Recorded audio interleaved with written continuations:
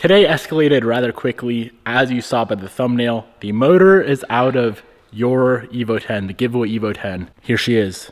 Motor sitting on the ground. Before we get started on today's video, there is only 10 days left to win this car. Now I know right now, she don't look like much. It's missing a motor, it's missing a T-case, it's missing a transmission. But I'm excited to have a brand new motor in this car for one of you guys. Man, whoever wins this car, not gonna lie, I'm gonna be a little bit jealous. First link down below, go check out the website. Anything you buy is eligible.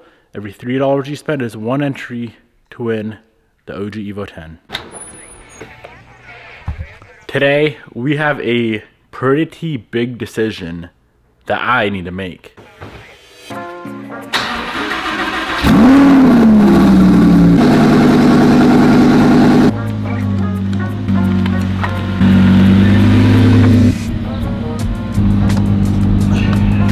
Good boy, stay. You don't really fit here anymore, do ya? What's up, dude? All right. Let me clean you guys off. That whole vinyl wrapping video, the lens was dirty and it annoyed me so much. Hopefully that's better. The dilemma in my mind is, what are we doing with the Evo 10 engine? The car runs great.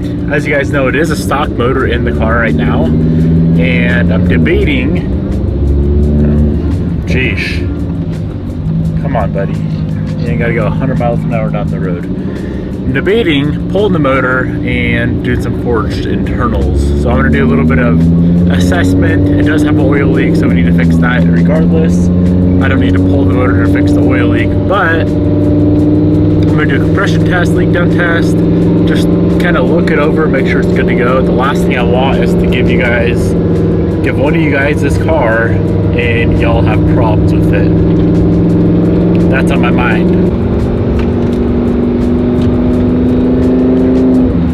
So this is the car in question. This is the motor in question. Like I said, it's been great. The only thing is, it's made a lot of power for quite a long time, and it is a completely stock motor from what I'm told. Disclaimer, from what I'm told. I bought it as a completely stock motor from a wrecking yard. It actually came out of a rally yard. It's been in the car for probably 2 years now, and it currently makes 840 horsepower to the tire. Now, before I start doing some diagnostics and investigation into this motor and figure out whether or not I'm going to pull it out and refresh it for you guys, I want to go ahead and get this wrap finished up, at least on the snow camo side of things. All that we have left is the rear bumper. This side is not complete yet. This side is going the dark camo, as you guys know. But one thing at a time, man. Before we look at that motor, let's knock out the rear bumper. I should be able to get this done in hopefully less than an hour, but we'll see.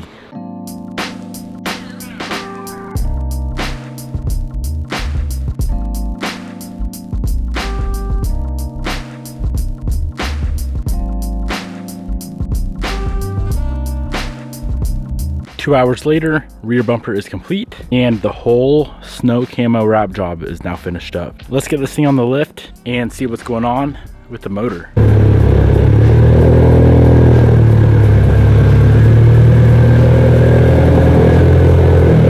The very first thing before I even lift this car up in the air, I want to do a simple compression test. Let's pull off the coil pack cover, pull off the coils and plugs, and see what kind of numbers this thing has for compression.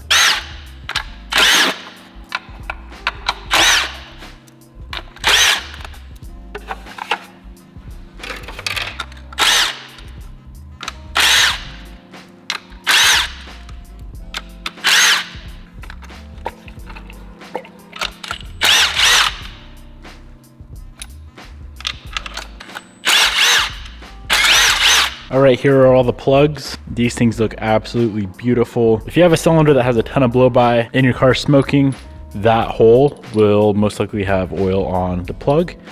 As you can see, we have none of that issue going on here. Now I know, Harbor Freight special. I'm much more looking for consistent numbers across the board. This thing does seem to run a little bit low on its reading. I need to just order a nice one and order a nice leak down tester as well. But if we have, say, 3 cylinders at 150 PSI and 1 cylinder at 100, we have a problem. Starting off with cylinder number 1. Now when you do a compression test, you do want the motor warm. I hold the gas pedal all the way down so it opens the throttle plate. Give her about, say 10 revolutions, and let's see what she says.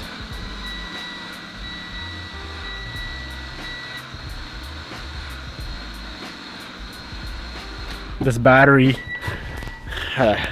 that's probably gonna affect our readings. This battery is pretty questionable. Let's throw it on a jump pack because 80 or 75 pounds is extremely low. I did the Devin Niemela special and forgot to turn on the camera. Boys, we've got a problem. On the jump pack, cylinder 1's at 80 pounds of compression. Let's see what all the other ones are at.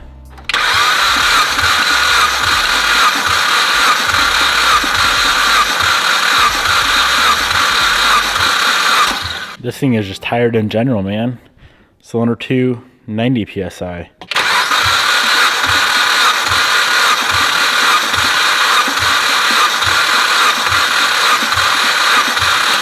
Cylinder 3, 80 pounds.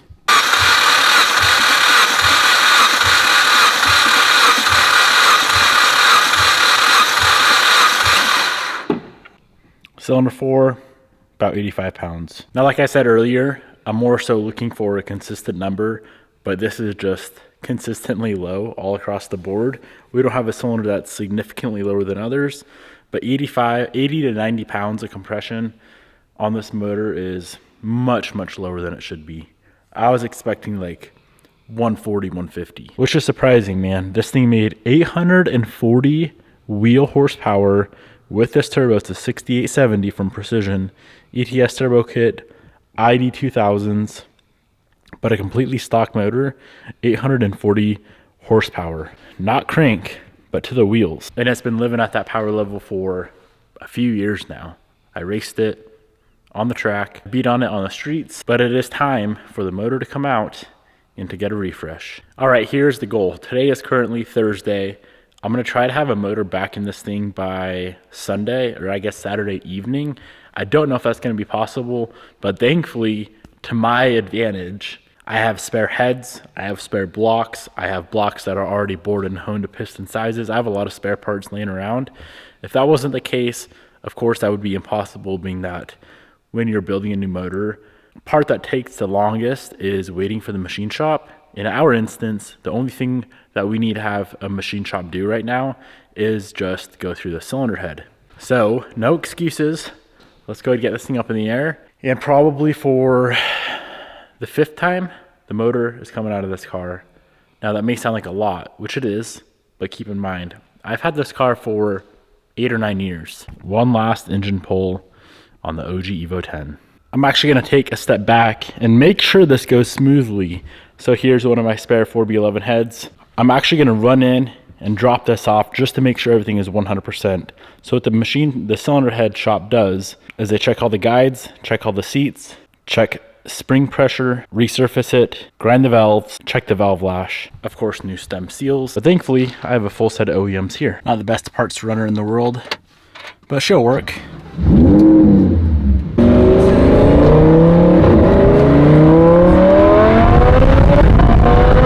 Alrighty boys, head is dropped off.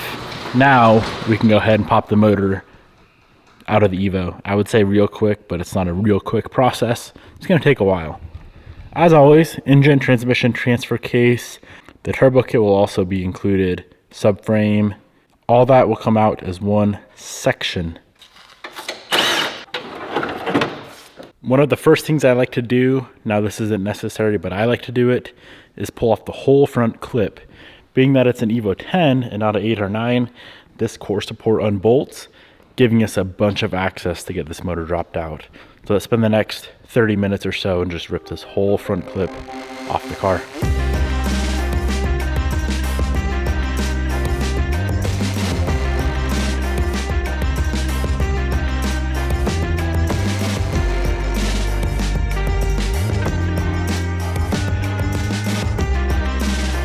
That's what I mean when I say there's a ton of space to work. Now I'm gonna focus on everything up top: intake, intercooler piping, Engine harness is going to stay on the engine, so I'll disconnect it from the fuse box.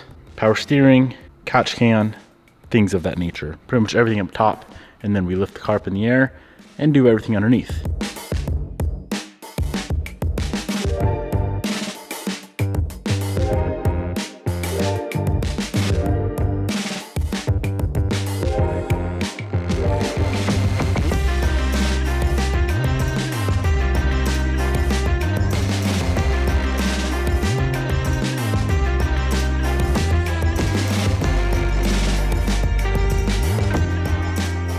Everything up top is now disconnected, and we are ready to lift the car up and pull off stuff underneath.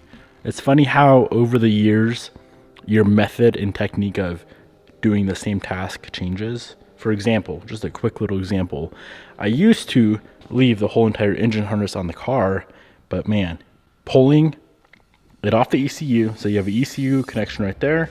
You have a connection down here that is for the injectors. You have a ground, and pulling those three things off and leaving it on the engine and pulling it off the motor while the motor's out of the car, it'll save you like an hour worth of work because it's so hard to finagle it around. Just a little example of how doing the same thing over and over again, you eventually get very, very quick and efficient at it. Now, before the car goes up in the air, there's one thing we're going to do, and that is disconnect the steering column. Being that the subframe is going to drop out before the motor and transmission, of course, we do need to connect the steering. Hard to see, but there it is. Steering column is disconnected. What are the chances of this? Catch can line got stuck on the drain pan. So much for all my coolant that was in the drain pan.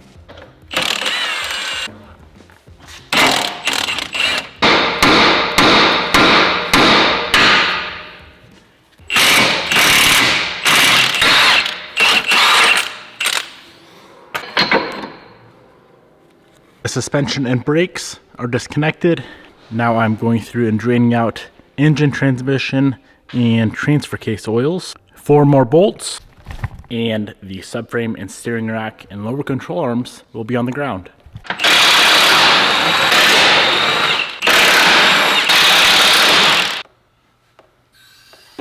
Subframe is out, ended up popping out the T-case as well. Now it is just the engine and transmission. We have one thing left to do before disconnecting the motor mounts, and that is disengaging the throwout bearing clip. If you know, you know. If you don't, sometimes they're a pain. Usually if they don't come out within seconds, it takes hours. This one is not coming out within seconds. Ta-da, got her. All right, my friends, for the last time this motor, hopefully the last time this motor is coming out, we have the jack stands supporting the motor and the engine and transmission right now. We have 2 motor mounts to remove, one on each side, and then we'll lift the car up off of the power plant. I think there's only been one instance where there isn't some vacuum hose or maybe a ground wire or something that I forget when pulling a motor. I think I got everything this time. So let's make it 2 instances.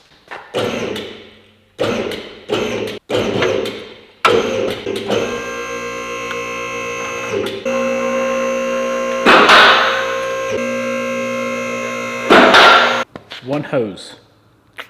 One freaking hose. And that one hose was simply for the boost gauge. And that was it.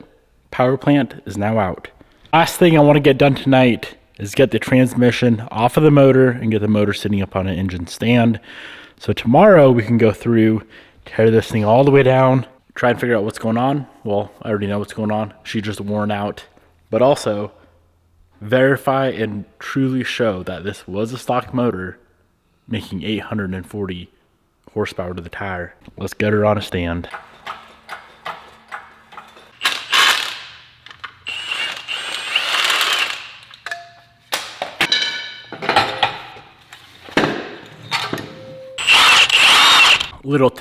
Little piece of advice. Before you put a motor on the engine stand, remove the rear main if it bolts the girdle to the block like it does in this case. And the reason you want to remove this now is so that later on, when you want to split the girdle from the block. You don't have to pull the motor, back off the stand to get the rear main off.